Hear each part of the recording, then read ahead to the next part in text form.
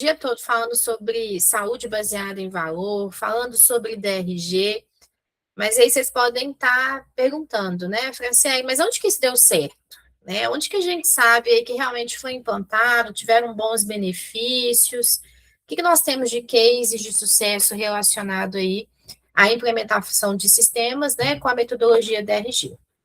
Então, eu trouxe aqui para vocês alguns casos, né, que a gente tem aí comprovadamente resultados e impacto assistencial com o uso da plataforma Valor Saúde e a metodologia DRG Brasil, né, e tem impactado diretamente aí não só os hospitais, mas também as operadoras, né, em determinadas regiões dos governos, que têm utilizado aí tanto para melhoria da parte assistencial, quanto também a oportunidade de utilizar para a mudança de modelos remuneratórios, né?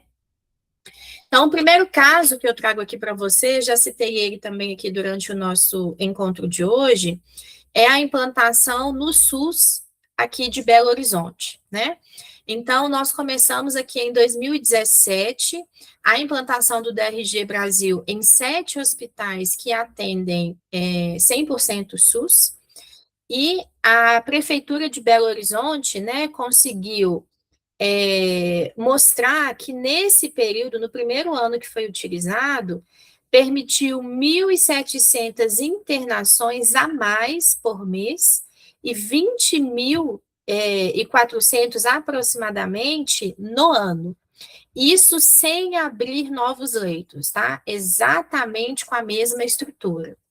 E eles fizeram um estudo que, se eles tivessem mantido a eficiência antes de usar a metodologia, eles precisariam, né, para atender esse volume de pacientes que foram atendidos no período, quase que construir um novo hospital com aproximadamente 250 leitos, né? Então, foi um trabalho super bacana, que teve impactos aí mensuráveis, e a Prefeitura de Belo Horizonte, inclusive, ganhou o primeiro lugar no Prêmio Internacional por Eficiência no Tempo de Internação Hospitalar, né? Justamente porque conseguiu mostrar como que a implantação da metodologia na rede de saúde pública ocorreu também em outras iniciativas em outros países, né? Mas os resultados aqui foram exorbitantes. Realmente a Prefeitura de Belo Horizonte teve impacto tão grande, né, que atualmente aí várias instituições e as 7 que participaram do projeto continuam implantando. Esse resultado do SUS, deixa eu ver se eu coloquei aqui mais para frente, que eu vou adiantar, conversa muito com resultados aqui do Otimiza SUS, né? Então, Belo Horizonte, especialmente, teve um resultado espetacular, ganhou prêmio por causa disso, conseguiu reduzir permanência, aumentar o giro de leito, e o impacto foi tão grande que eles contabilizaram que é como se ele tivesse construído um novo hospital de 250 leitos.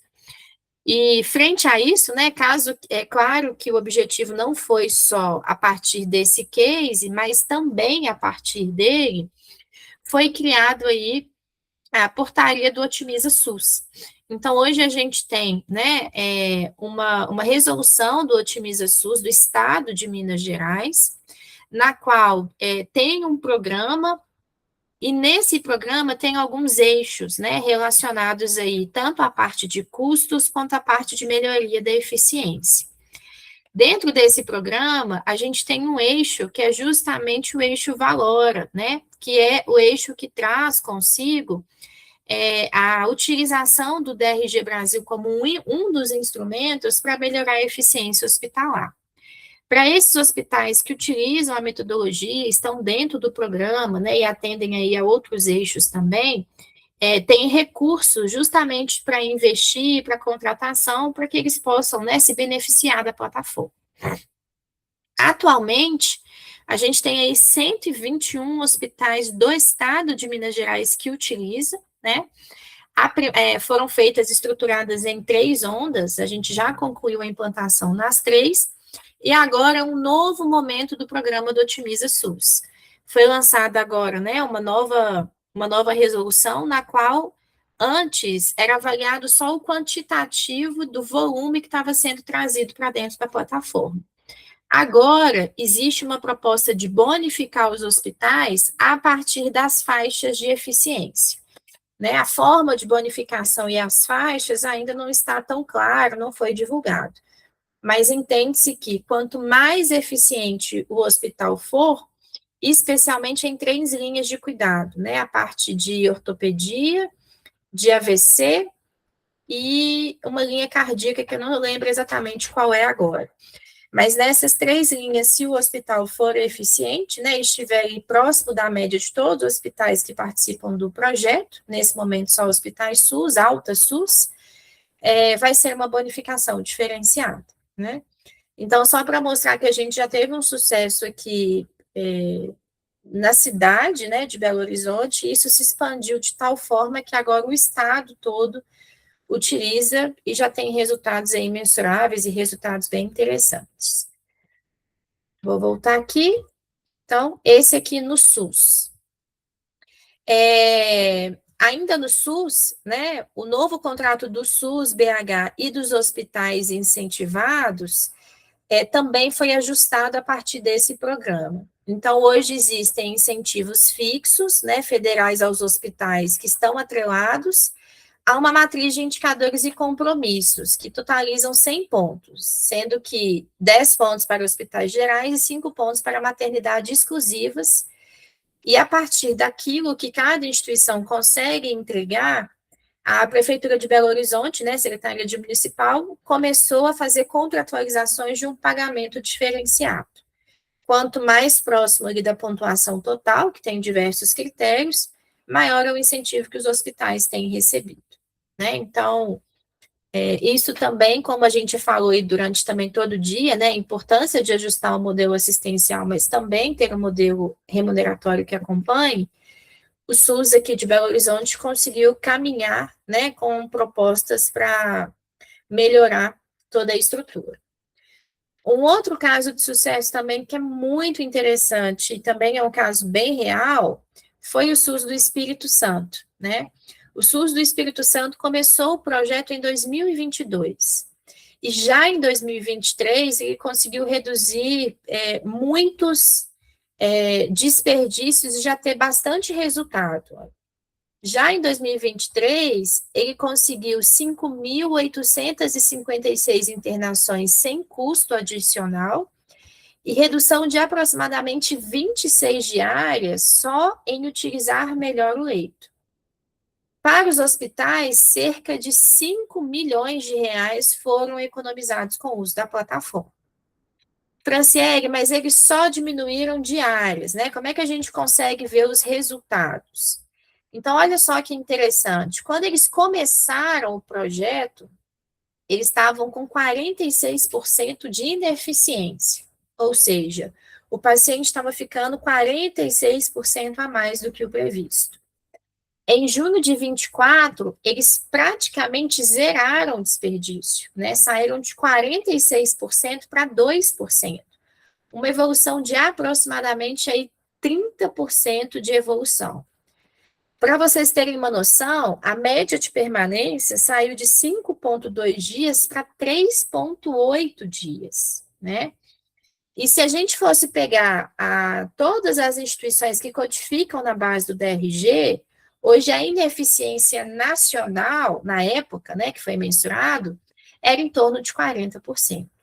Então, assim, é impressionante a evolução do sistema de saúde, né, da FELFES, do SUS aí, do Espírito Santo, a partir de usar soluções que medem resultados, né, soluções aí para entrega de valor em saúde e os dados que foram possíveis. Então, a redução de fato ocorreu, né?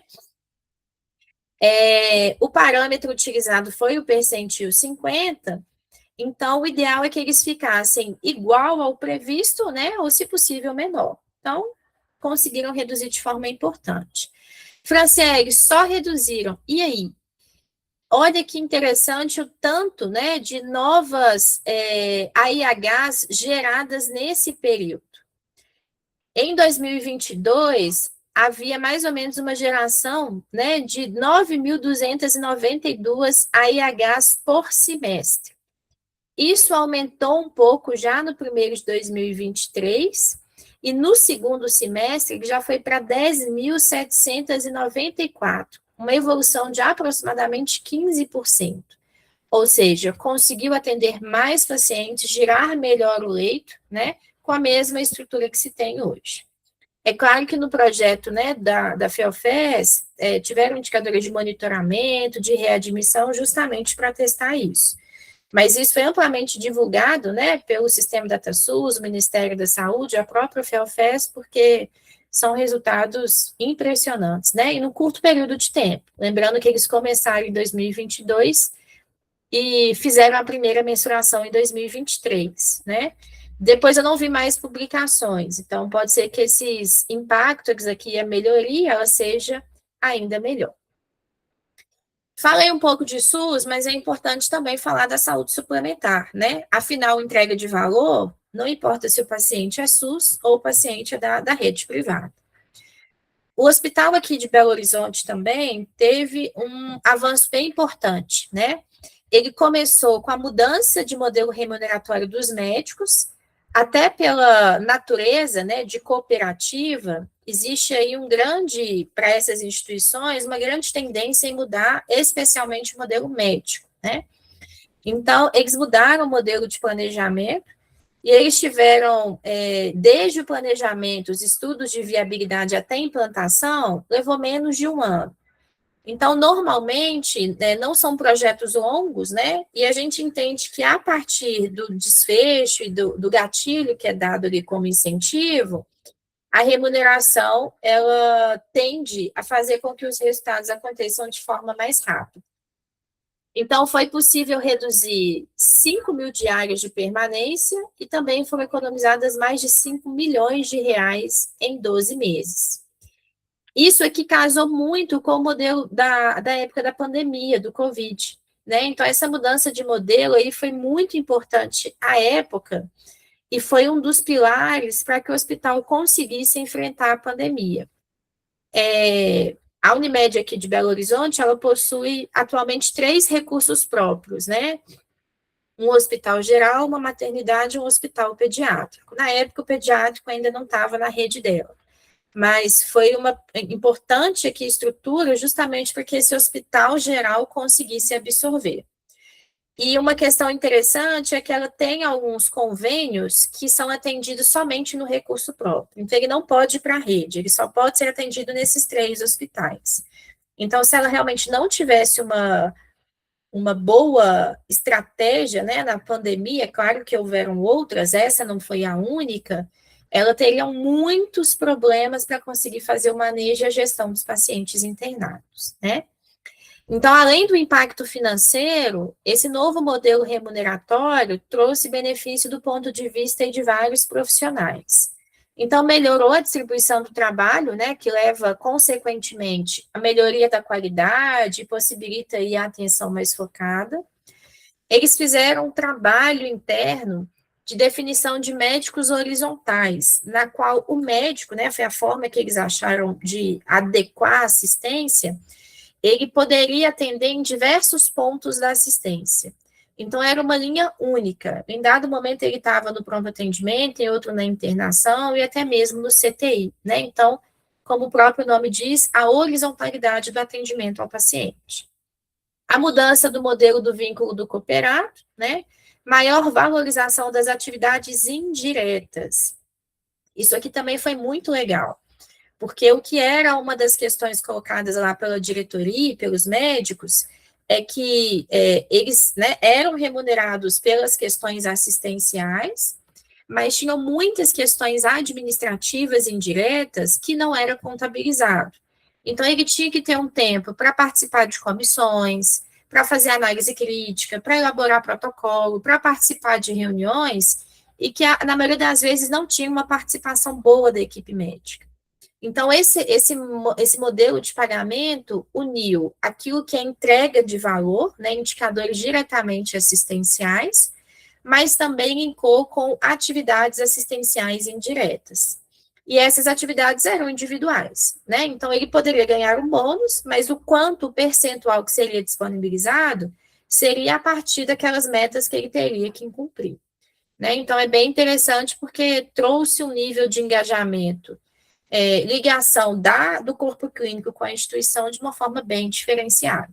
E aí uniu os interesses do médico, os interesses do hospital, da operadora e do paciente também, né? Então, a Unimed BH teve aí resultados bem expressivos. Outro hospital que eu gosto de trazer muito, porque ele tem um foco na oncologia, né? É o Hospital Erasto Gettner. Não sei se todos vocês conhecem, mas é um hospital, um cancer center. Ele está localizado em Curitiba e foi o primeiro cancer center em utilizar a ferramenta da RG Brasil, né? Hoje ele é um cancer center adulto e tem o Erastinho, que é focado aí para a parte da pediatria. Então, foi o primeiro cancer center do país a utilizar a metodologia. Hoje já existem outras instituições que atendem, né, a parte oncológica que já utilizam, mas ele foi o primeiro. E a integração dos dados do hospital com a plataforma foi um ponto muito positivo, porque eles conseguiram ganhar agilidade, né? E com isso, eles também tiveram uma redução da ineficiência em 6% dos pacientes cirúrgicos e 16% em pacientes clínicos. Redução de 2.000 diárias e um uso eficiente de aproximadamente R$ 1,5 milhão de reais, né? O Erasto hoje atende tanto o paciente SUS, que é a grande maioria, né, o maior volume, mas também atende convênios. Então, foi um marco bem importante, né, para a gente também conseguir mostrar que hospitais que possuem vocação específica, né, como é o caso dele aqui da oncologia, também pode ter resultados, impactos importantes. Trouxe aqui um modelo também de autogestão, né, diferentemente da Unimed, que é uma cooperativa médica, a Copar Saúde é uma operadora de autogestão. Então, são os funcionários aqui da Companhia de Água e Saneamento Básico, né, de Minas, aqui, de Belo Horizonte. Essa empresa, ela tem o seu próprio plano de saúde, né? E ela compra serviços de outros hospitais. Então, ela começou a utilizar o DRG Brasil, sendo o uso da plataforma em 11 hospitais da sua rede credenciada, né? Então, ela começou a contratualizar com os hospitais. Olha, eu compro o serviço de vocês, mas em contrapartida eu preciso de medir resultado, né? E entender se de fato o que vocês estão entregando está aí bem alinhado com as questões relacionadas a valor, né? Então, eles tiveram aqui um volume bem importante de codificação no início, a taxa de desperdício de 47% e aproximadamente 41 milhões de reais de possibilidade de ganho, né? Então, eles têm trabalhado, ainda continuam aí, no planejamento estratégico da organização, na reestruturação e traçaram até novos objetivos com a rede que alinham muitos objetivos ali da medicina de entrega de valor, né? Que é aumentar a receita e diminuir o índice de envelhecimento da carteira, ampliando a entrada de beneficiários jovens, reduzir a permanência além da necessária, as reinternações e as ICSAPs da emergência. Então, esse último tópico aqui fez parte do planejamento estratégico que eles precisaram expandir para a rede credenciada, né? Uma vez que eles não possuem hospital próprio. Então, eles precisaram implantar para monitorar a permanência, implantar para monitorar as reinternações, as internações sensíveis à atenção primária e até buscar alternativas junto ao hospital, e especialmente as ICSAPs da emergência. O Otimiza SUS, já falei aqui um pouquinho, né? Então, esses são os casos que eu trouxe aqui de principal. Eu tentei pegar um caso de cada modelo, né? Justamente para vocês verem que é possível a gente implantar no SUS, na saúde suplementar, em uma operadora de autogestão, em um hospital vocacionado como o Erasto, que é a oncologia, e vários outros modelos, né? E hospitais que a gente tem hoje que utilizam, né? Da metodologia. Então, é totalmente possível a implantação. Bom, E aí, né, pessoal, seria importante, então, a gente só reforçar aquilo que a gente conversou, né, a auditoria e regulação aí, de fato, como protagonistas, e reforçando o papel estratégico que o auditor tem, né. O tempo todo aqui, durante o dia, eu reforcei que ter uma ferramenta, uma metodologia é muito importante, mas ter ação sobre ela, alguém que olhe para esses dados, que esteja na ponta, especialmente a auditoria concorrente, faz toda a referência, né? Toda a diferença, porque impacta diretamente aí na qualidade do atendimento e especialmente no desfecho do paciente. Então, como é que o DRG ele pode, né, ajudar a aliviar dores da auditoria concorrente? Porque a gente sabe que existem alguns incômodos, né, algumas fragilidades no processo, e como que a plataforma consegue ajudar.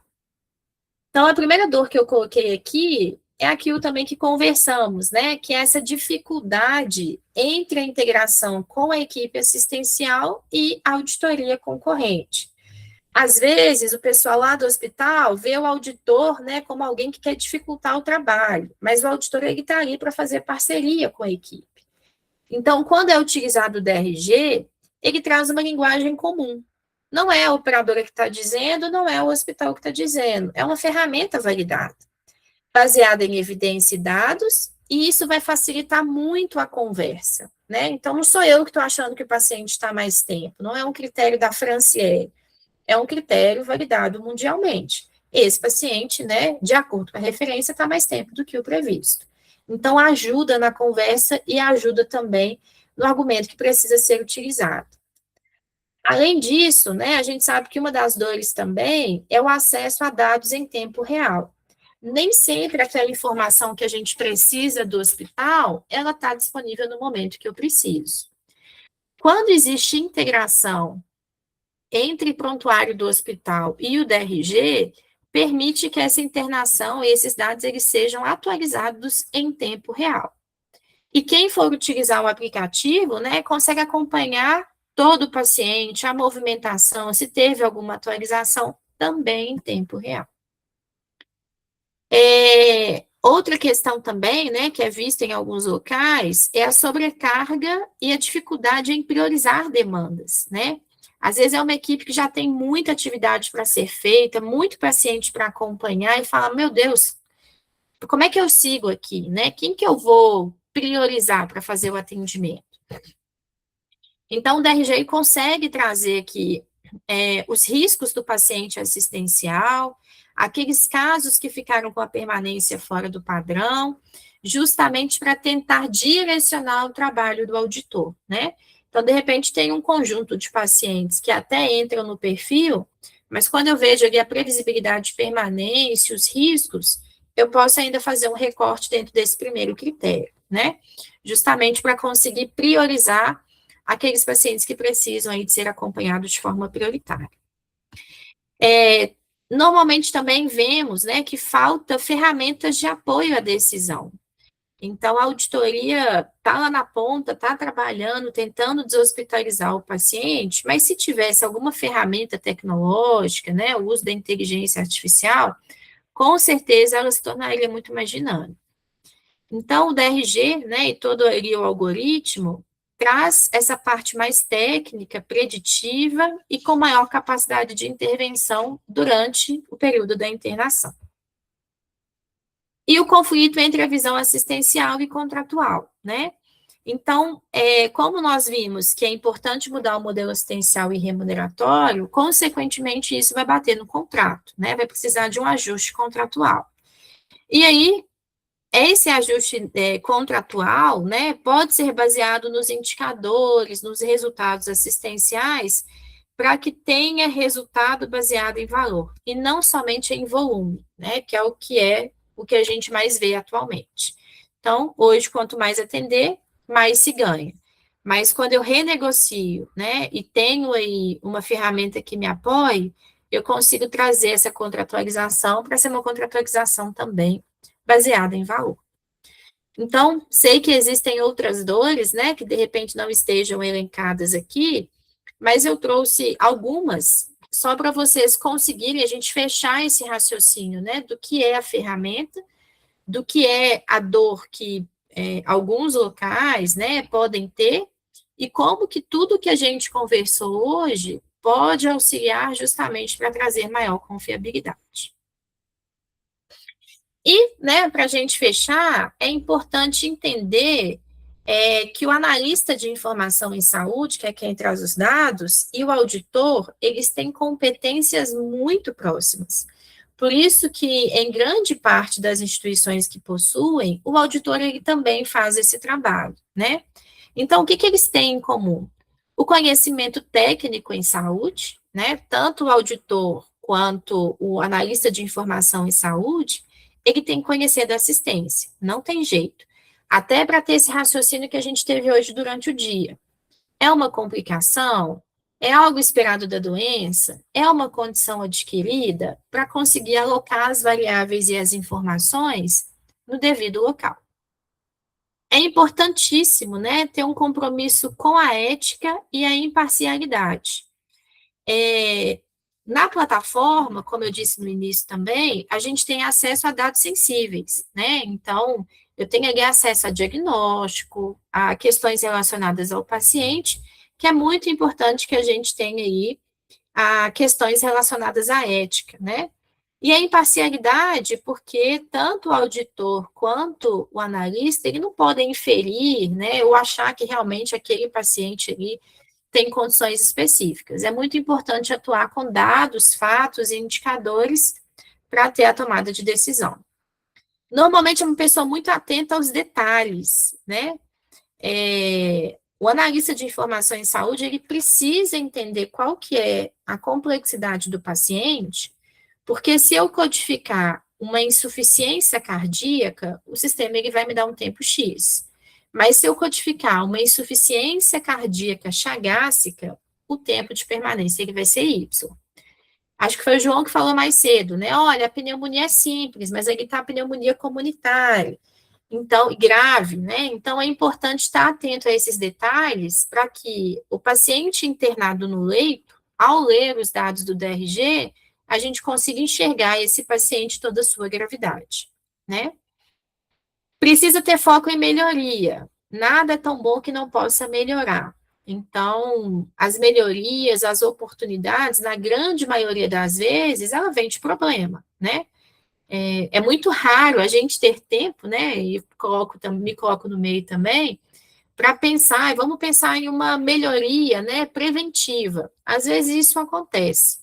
Mas na grande maioria, é a partir do problema que a gente consegue falar, olha, precisamos mudar essa questão, senão esse problema ele não vai parar de acontecer.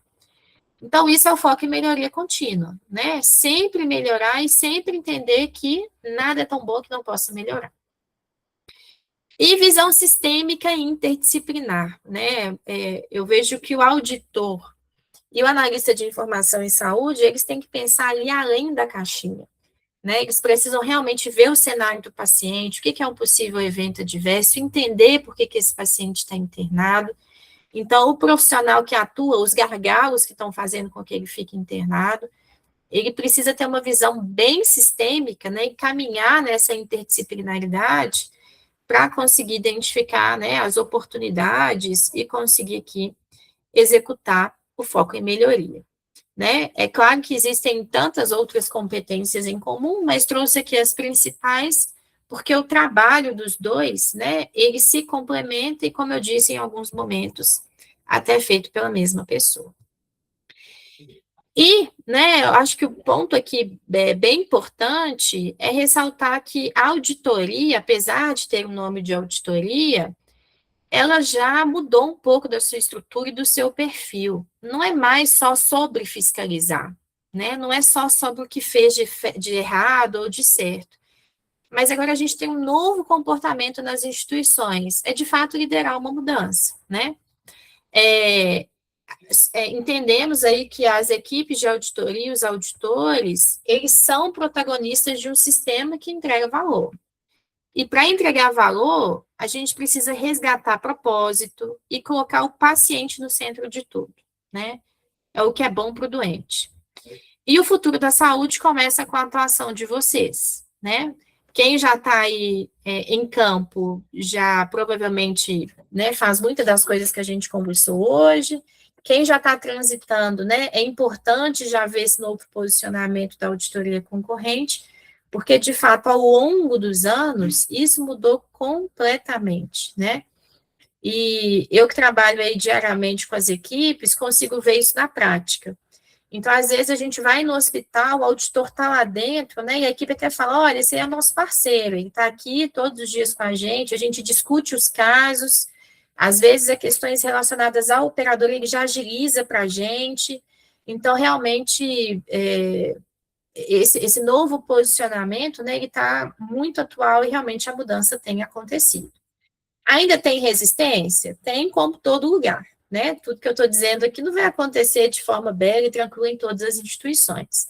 Até porque tem pessoas, né, que são resistentes mais ao processo, tem questões culturais, mas a gente entende que se essas pessoas não se adequarem, né, eu vejo que elas vão ter dificuldade em se sustentar onde estão, né? Porque realmente o momento que a gente está é um momento bem diferente de grandes mudanças. Bom, pessoal, era isso tudo, né, que eu tinha para conversar aqui com vocês hoje. Então, agora eu deixo aberto, né, caso alguém queira falar alguma coisa, tirar alguma dúvida, para a gente poder encerrar esse dia aí que foi bastante produtivo. Fiquem à vontade.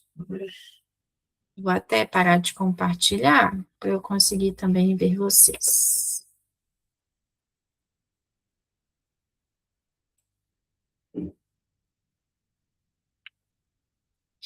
E aí, alguém quer fazer algum comentário, tirar alguma dúvida, falar um pouco da experiência do dia de hoje, do que leva, né, a partir do dia de hoje?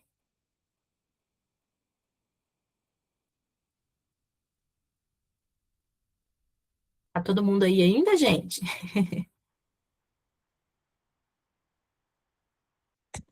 Oi, professora. Sim, foi para mim foi uma experiência muito boa porque a gente consegue ver a questão eh, da qualidade, né, da assistência e dos parâmetros que a gente pode utilizar para melhorar, né, a questão do custo da saúde, né, sem agregando valor ao cuidado do paciente, mas sem perder também a visão do custo, né, operacional. E aí a gente tem ferramentas que apoiam, que dão suporte na tomada de decisão, a questão da gestão é muito importante. Excelente, obrigada, João. O recado é exatamente esse, né? Porque deve-se existir um equilíbrio entre assistencial e financeiro, né? Também a gente não pode olhar só para o assistencial, porque tem que ter conta para pagar, né? Então, é importante ter esse equilíbrio. A proposta de hoje era trazer, né, mais uma ferramenta, essas mudanças de mercado, porque, como eu disse, a gente já tem muitos hospitais que utilizam, como forma mesmo de ampliar, né, a visão da auditoria e contribuir com o processo. A Dana colocou que amei conhecer a ferramenta, dá uma esperança de que o cuidado pode melhorar. Que legal, Dana. Essa é a minha sensação todos os dias, sabe? Porque quando eu entro numa instituição que tem o desejo de medir resultado e fazer planos de ações para melhoria, eu falo que eu respiro um pouquinho aliviada, né? Porque em algum dado momento a gente vai ser paciente também. E o que a gente quer lá na ponta é que nós tenhamos o melhor atendimento possível, né? Ou alguém da nossa família. Então, quando a gente vê que tem instituições buscando melhoria, buscando qualidade assistencial, isso de fato traz a esperança aí de dias melhores, né? Tomara que realmente seja. Mais alguém? Eu queria só fazer uma observação. Aqui nos Estados Unidos, eles têm um sistema que eu acho muito interessante. E depois eu queria saber de você se teria como aplicar, né, Uhum. isso no Brasil. Porque, por exemplo, você vai no médico aqui, toda pessoa que mora aqui tem que ter um médico, que eles chamam médico de família. Uhum. E em qualquer lugar que você for, qualquer clínica, qualquer hospital que você chega lá para qualquer atendimento, eles perguntam o nome do médico de família. Aí eles colocam lá, e onde eu estiver dentro do país, aparece todo o meu histórico, sabe? Então, assim, isso é fantástico aqui. Eles sabem qual foi o último exame que eu fiz, onde eu fiz, se eu tenho alguma doença grave, se eu sofri acidente, tudo. Se eu tomei vacina, se eu não tomei. Eu acho isso, desculpa, eu acho isso muito bom em termos de paciente, porque você está ali, o médico que vai, a primeira vez que você vai naquele médico, você teve um problema no pulmão, você fez uma cirurgia, aí, entendeu? E eu queria saber se a ferramenta, né, o DRG, se essa ferramenta, ela teria como possibilitar essa integração no Brasil inteiro, por exemplo, como é aqui. Olha, Mariana, é um dos nossos sonhos, viu? O que a gente trabalha, o nosso objetivo é chegar exatamente o nível, porque esse, de fato, é a melhor estrutura de atendimento, né? Em relação ao médico da família, eu vejo que existe um movimento atual para a gente voltar a ter realmente uma referência. E isso, gente, é maravilhoso, né? Eu posso falar por experiência própria. Eu tenho uma filha de 2 anos e a gente está no auge das doenças respiratórias, né? Pelo menos começando aqui na minha região. E eu não consegui contato com o pediatra dela, levei ela em um médico do pronto atendimento. O médico falou: olha, eu acho que é o início de uma bronquite, mas eu vou encerrar o meu plantão agora, você vai ser reavaliado pelo colega. O colega deu um diagnóstico completamente diferente. Não, não é bronquite. E eu falei, meu Deus do céu, e cada um deu um remédio diferente, né? Então, só para mostrar que o cuidado ele é tão fragmentado, claro que nesse caso que eu dei, os dois são pediatras, né? Tiveram divergências de opiniões e isso pode acontecer. Mas em dado momento a gente tem um cuidado tão fragmentado que cada vez que você vai no médico diferente, como ele não te conhece, não sabe do seu histórico, ao invés de ajudar, né, ele pode até criar um efeito rebote, uma piora do seu quadro. Então, eles me receitaram tanto remédio que eu falei, não, deixa eu ver com o pediatra, e quando eu conversei com o pediatra, ele falou para eu tomar uma conduta completamente diferente e que deu certo, né? Mas por quê? Ele já conhecia o histórico, já sabia quem era e tudo mais. Então, existem um movimento das operadoras, especialmente da saúde suplementar, porque o SUS, a lógica dele já era funcionar desse jeito, né? Atenção primária, o médico ele vai acompanhar e, se for necessário, ele ia direcionar para as redes de atendimento. Então, a nossa estrutura do SUS hoje, na teoria, pelo menos, né? Eu sei que nem todo mundo consegue, ela é feita já dessa forma. Da saúde suplementar, ela ficou tão fragmentada, que se você for no ortopedista e seu problema for dedo, ele fala, não, eu sou especialista em ombro, e vai te indicar alguém que mexe com dedo. Então, especializou-se tanto que acabou fragmentando muito o cuidado.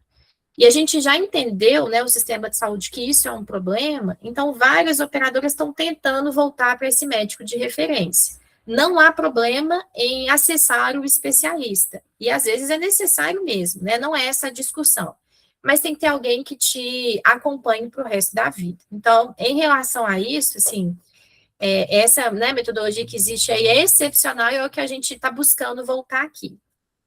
Em relação ao prontuário único, também eu acho que é um grande sonho, viu? E por quê? Primeiro, porque acompanha o paciente durante todo o período. Segundo, evita desperdício. Às vezes, eu fui num médico geral e ele me pediu um tanto de exame.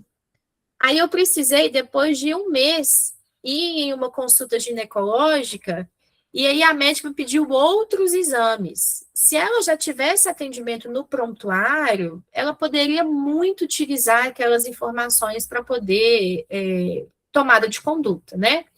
Acaba que tem pessoas que conseguem levar os dados, mas nem sempre as pessoas conseguem guardar, mostrar e tudo mais.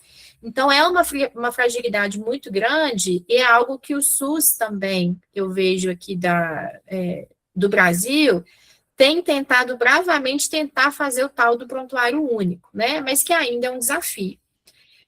O DRG, ele está, de certa forma, caminhando um pouco para isso, né? Eu ainda não posso falar que ele é um prontuário, mas, como a proposta é que chegue o aplicativo até na mão do beneficiário e que possa ser incluída qualquer informação, de certa forma, ele vai poder trazer todos os dados do paciente.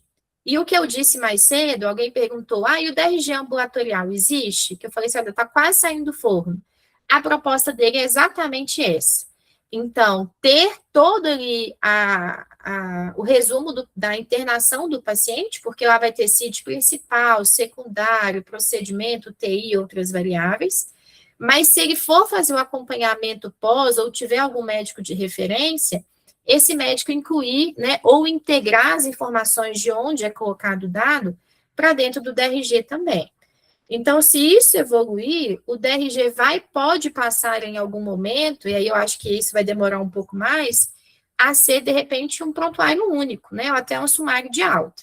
Então, ele pode chegar nesse momento, mas ainda, né, não é possível por dificuldades de integração, tem muito local que aqui no Brasil ainda é prontuário de papel, então, tem vários sistemas, né, cada instituição usa um sistema diferente, numa versão diferente.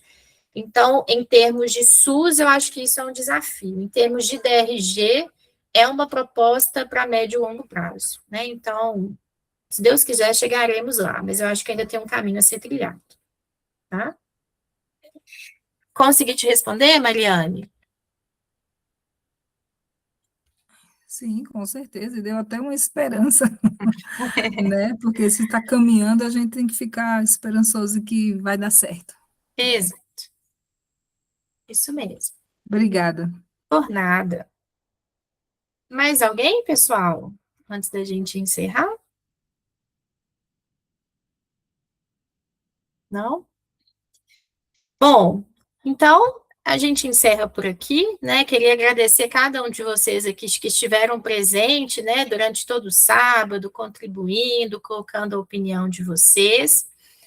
Como eu disse, né, a proposta dessa disciplina é justamente a gente conseguir mostrar como que os modelos assistenciais de remuneração e como que a auditoria ela pode ser protagonista de tudo isso. Foi um prazer, né, conhecer todos vocês, estar aqui nesse momento. Acho que a gente não se vê nas outras disciplinas, mas me coloco completamente à disposição de vocês, caso tenham dúvidas, caso queiram debater algum outro tema, né? Ou perguntar alguma outra questão que, de repente, a gente não tenha abordado aqui. Fico completamente disponível, tá bom? Gostaria de aproveitar aí bom restinho de sábado, né? Para quem ainda vai aproveitar, um bom final de semana e até a próxima. Um abraço aí em todos vocês. Até mais.